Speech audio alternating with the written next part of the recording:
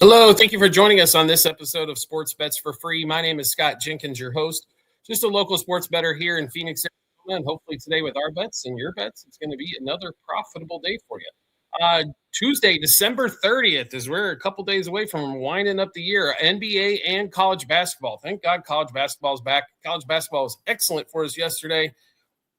And we got a small slate of NBA games, so nice to have some action here for college basketball.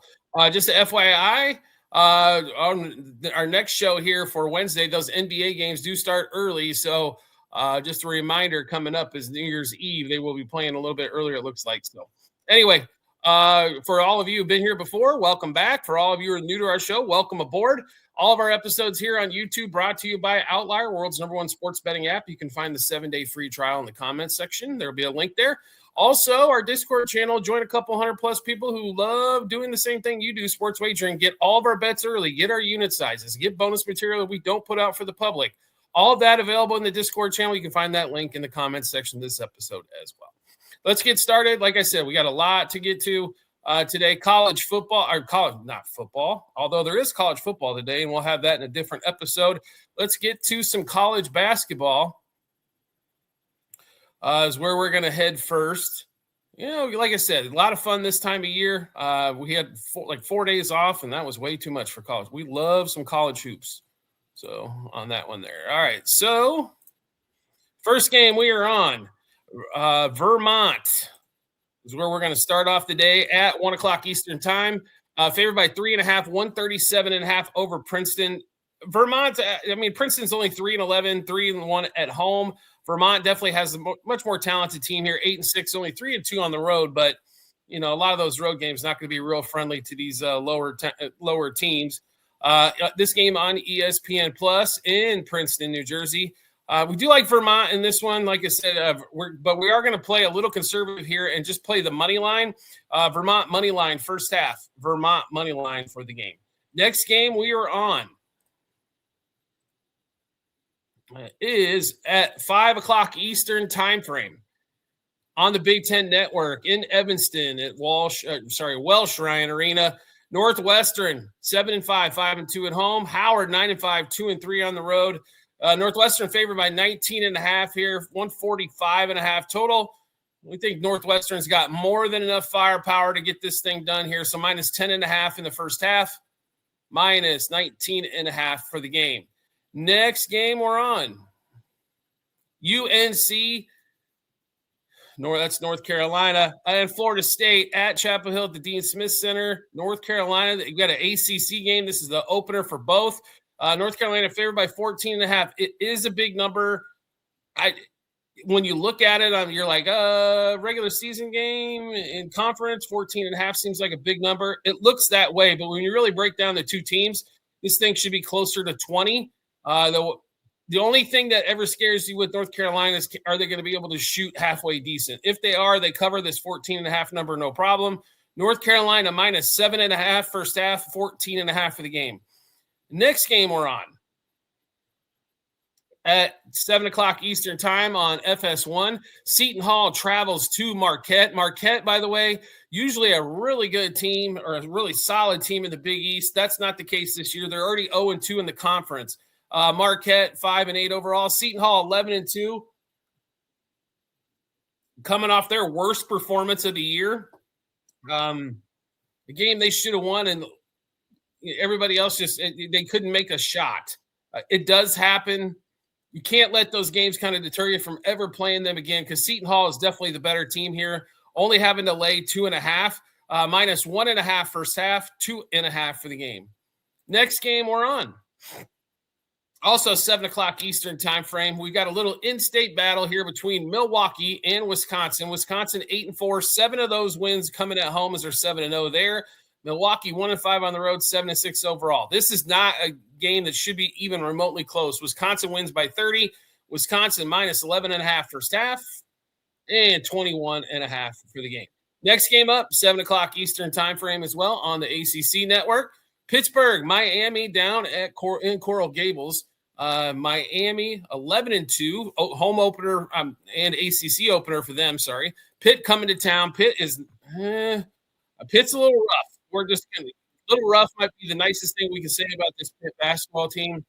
But we do like it. We like the over in this one's where we're going to focus 147 and a half with Miami. So over 75 and a half first half, 147 and a half for the game.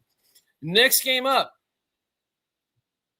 Let's see here.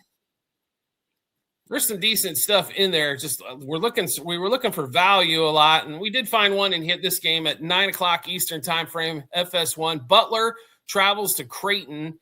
Both Big East teams here. Creighton's 2-0 in the Big East, 8-5 overall. Butler 10-3, 1-1 in the Big East. Creighton being at home is the difference here, and that's why Creighton covers this 5.5, -3 first half, and then 5.5 for the game. Next game we're on, and I believe this is the last one for college basketball. It is for the day. Santa Clara at Portland. Portland 7-7, 0-1 in the West Coast Conference. Santa Clara 10-4, 1-0. To be really honest, Portland in the last game absolutely died a vine, and Santa Clara has kind of been rocking in this one. Santa Clara is favored by 12.5. I thought it'd be closer to 15, to be really honest. So we'll play this one here. We like it quite a bit. Santa Clara -6.5 first half, and then 12.5 for the game. All right, let's flip over to the NBA. Only 4 games on this Tuesday. Right. So, and we've got 2 Peacock games, and then we've got our NBC games. 2 other games is all we've got going on for the day. We'll get started, and it doesn't start till 8 o'clock Eastern time frame. So a lot of time. 76ers, Grizzlies in Memphis, FedEx Forum. Philly comes in 1.5 point favorite, 232 total. Did open at 233. We've got Wofford's out, Oubre's out, Joel Embiid game time decision. Still over for the Grizzlies. Vince Williams, KCP, Brandon Clark, John Concha all out.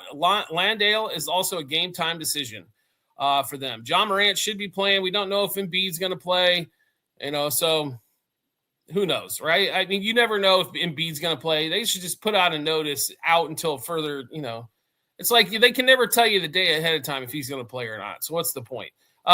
Coming into this game, Grizzlies have they did lose the last one to Washington at Washington. Did beat Milwaukee and Utah prior to that. 76ers come in losing 3 straight to Brooklyn, Chicago, and OKC. No shame in that OKC loss, but the other 2, 76ers are 16-14, Grizzlies 15-17. 76ers a little bit above 500 on the road. Grizzlies 7-8 at home. This one to me is simply Grizzlies with the home court advantage, and we're going to get a little bit of plus money here as well. I just don't think the 76ers are that dominant a team where they should be favored on the road against most, especially a team that's right around about the same record as they are. So give us Grizzlies money line. First quarter, first half in game. Cam Spencer 4+ field goals. Jalen Wells 13+ points. Cam Spencer, 18+ points and assists. By the way, Spencer had a bad shooting night the other night, so hoping a little progression here. Coward under 6.5 rebounds, and John Morant, 8+ assists. And Mr. McCain from the 76ers, 3+ rebounds. We're going back to that one again, as it's been nothing but an ATM on the 3+ rebounds for McCain. Now we get to 9 o'clock Eastern time frame. We've got Celtics at the Jazz.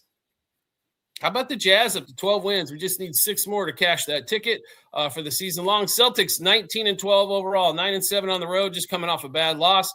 Jazz 12-19, 8-10 at home. Boston, for some reason, still favored by 7.5, 240.5 as well. It's kind of the numbers went up on the total. I guess everybody always thinks it's going to be an over game in Utah. For the Celtics, not really too many injuries. Boucher still out. Amari Williams, game time decision. For the Jazz, the big one here is Keontae George. So he has have an illness. He has a game time decision. Kevin Love out for rest. Ace Bailey out for his hip. And George Niang still out as well till next month. So, you got Market in, but Collier's been a nice piece coming off the bench. But the question is can he put up the numbers that Keontae George does? Probably not. Even with the minutes, but I still can't get away from the Jazz here with the points. They're good at home. I mean, they're 8-10 at home, but for a team that's going to win 25 games, maybe for the season, I mean, they're pretty solid at home. Like I said, Celtics come off that bad loss at Portland, losing that one there. Jazz actually have won 2 straight. They beat the Pistons and at the Spurs. So they've had 2 really nice wins in a row. So don't count these Jazz out like they're going to be one of the worst teams in the league. They're not. They're going to be ahead of teams. They're not going to make the playoffs or the play-in, but solid enough nonetheless. All right, Jazz plus 2.5 first quarter. 4.5 first half, 7.5 for the game. Hugo Gonzalez, 12 plus points and rebounds. Of course, the only night he's missed this in the last 10 is basically when we played him the last time, right? So we'll see what happens here. Derek White, 4 plus threes. Josef Nurkic, 5 plus field goals. Nurkic, 1 plus three-pointer. Nurkic, 4 plus assists. Lauri Markkanen, 9 plus field goals and 27 plus points. Luke Garza, under 2.5 field goals made. Queta under 8.5 rebounds, and Svi 8 plus points. We can't get those 2 3-pointers that cheap anymore. So having to switch over to points there for Mr. Svi. I can't pronounce his last name, nor would I even attempt to try, because I can't pronounce hardly my name here. You guys, if you watched the show before, you know pronunciation is definitely not the strong suit of the show. All right, let's get to the next one. Pistons Lakers. This one should be very interesting. 10:30 Eastern time frame. Crypto.com Arena in LA. Detroit actually 2.5-point favorite on the road, 230.5 total. No Austin Reeves now for about a month. For the Pistons, Levert game time decision, Wendell Moore game time decision. Hachimura is still going to be out till January. Gabe Vincent's going to be out till January, and like I said, Austin Reeves out about a month with that calf is the expected timetable on that one. The line stayed pretty steady, except the number came down on the total here. LA 20-10 overall, 8-5 at home. The Pistons 24-8, 11-6 on the road. Pistons come off of 2 losses in a row on this road trip to Utah and also to Clippers. Third game in 5 nights for them. On the other side, Lakers did beat the Kings in the last one.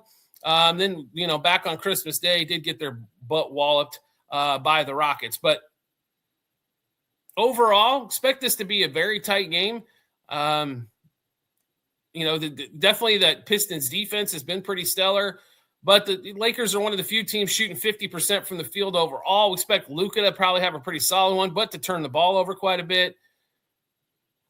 We're thinking Lakers in this one. That's where we went. Lakers money line first quarter, first half and game. We'll take the points out of play. Jaden Ivey, 2 plus threes. DeAndre Ayton, 3 plus points in the first quarter. Cade Cunningham, 3 plus threes.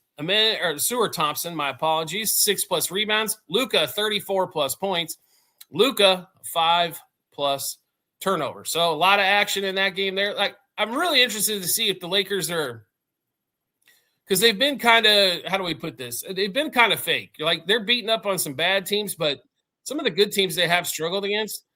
Curious to see if they can get this done here against the Pistons. As the Pistons look like they're a little run down on this road trip, losing those couple games in a row you wouldn't normally expect them to lose.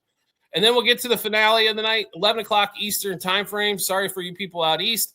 Intuit Dome, Clippers, Kings. Clippers are favored by 10.5. The Clippers 6-8 at home. This record, they've gotten a lot better here as late as Kawhi's been going crazy. 10-21. Clippers, 8-24, 3-14 overall. The big deal is going to be the injury report here. Zach LaVine still out. Keegan Murray is a game time decision. Sabonis still out for the Kings. John Collins, illness. He didn't miss the last game time decision. Bogdanović with the hamstring still out. And Zubac still out. Obviously, a few more important pieces missing off the Kings here, but Westbrook's played pretty well to kind of make up for it. I just think 10.5 here is too much. Like, the Clippers have been playing well in games that they've been barely favored or dogs. 10.5 points. Like I said, I know Kawhi is going crazy, but 10.5 seems like a boatload here, but I'm sure the Kings will make it interesting with the 10.5. Kings plus 2.5 in the first quarter, 5.5 in the first half, 10.5 for the game. Renard, 6 plus field goals. Nicholas Batum, under 9.5 points and rebounds combined. Kawhi, 42 plus par points, assists, rebounds. Brooke Lopez, under 12.5 points. Clifford for the Kings, 3 plus field goals. Lopez, under 18.5 points and rebounds. We go back to Renard again, 25 plus par. That's points, assists, rebounds combined. Russell Westbrook, 8+ assists, and Brook Lopez under 2.5 threes, even though all he does is just stand at the 3-point line. How can you be 9 foot tall and never get a freaking rebound? It's unbelievable with Brook Lopez. All right, that's going to be a rundown of college basketball, NBA basketball for Tuesday, December 30th. If you like the content you're seeing here, do us a favor, subscribe to the channel, turn on notifications, share it with a friend, like it, leave a comment, all that good stuff there. Doesn't cost you a penny to do so, and probably takes you under a minute. Whether it's my show or anybody else's you watch out there, shows a lot of love for the creators, and it's greatly appreciated.